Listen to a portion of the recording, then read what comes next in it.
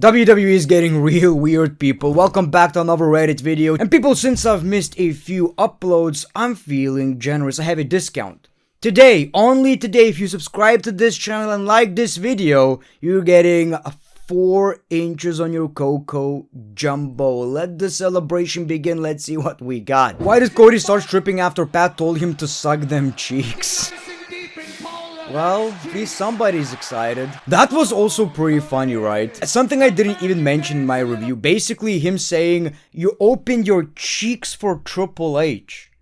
Open them up. With cheeks wide open. I completely forgot to talk about that. Welcome Triple H. With cheeks wide open.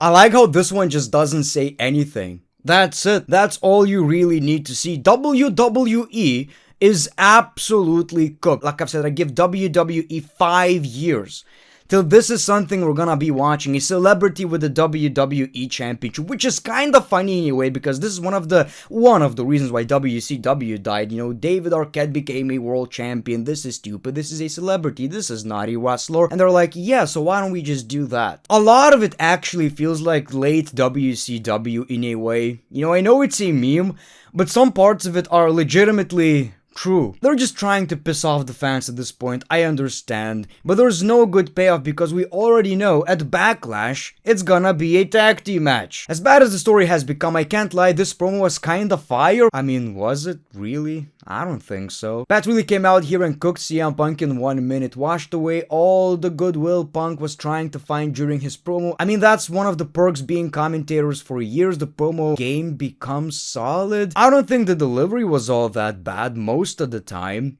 Was it really a good promo? I thought this was worse than whatever we got last week. I like how this has 0 upvotes and 47 comments. You know people are arguing. Whatever you say, he in the first place should not be here at all. Exactly, man. Exactly.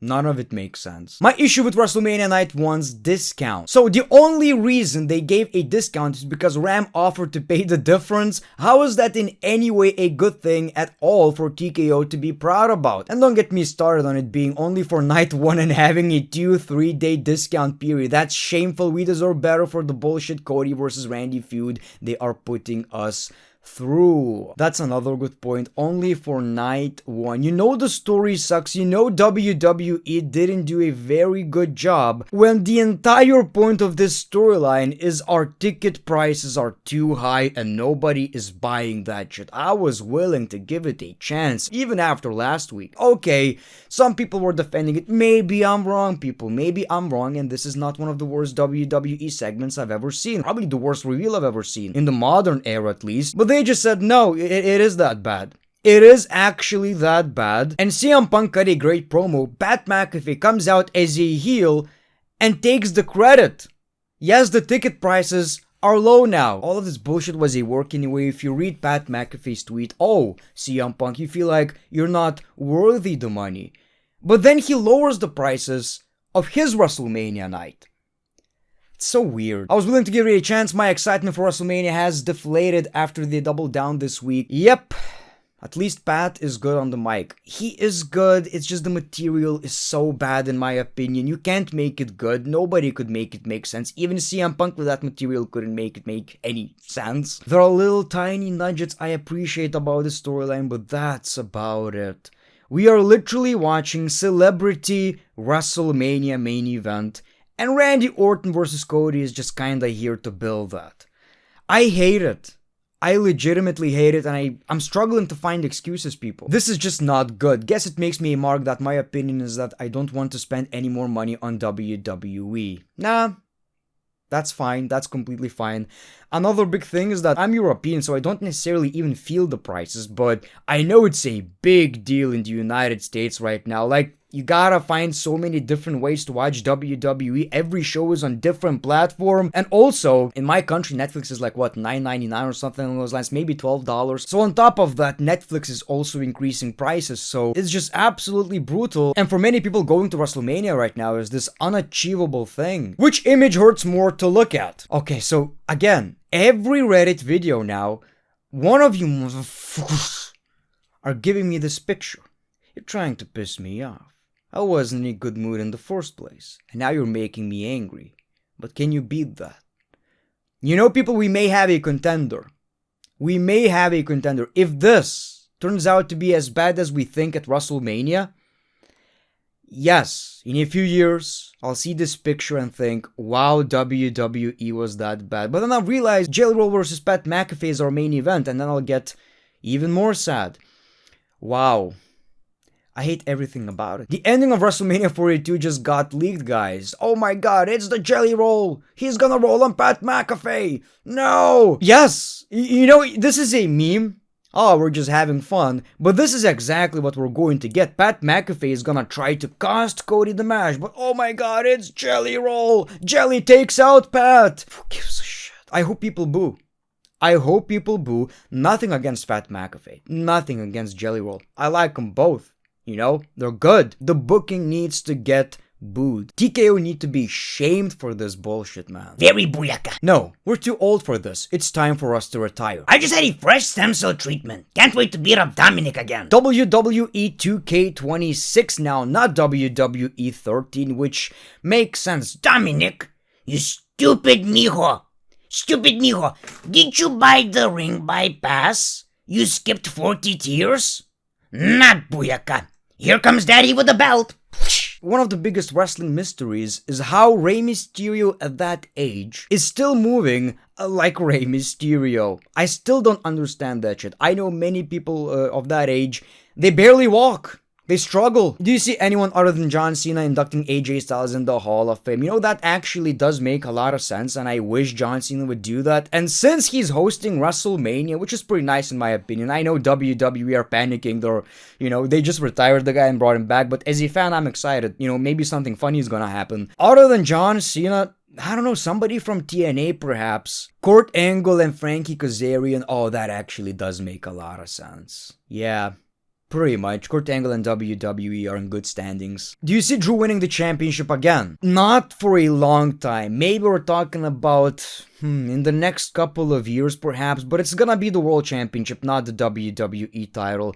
And this story of Drew McIntyre getting screwed got old. I don't want to see that shit again. If he's in a championship match, if it makes sense, give him the championship. At a certain point, people will get, well, they already got tired. Who's better? Present matches, giant role, not just WWE. This is funny because both are, giants who are limited, but limited because, well, they are giants.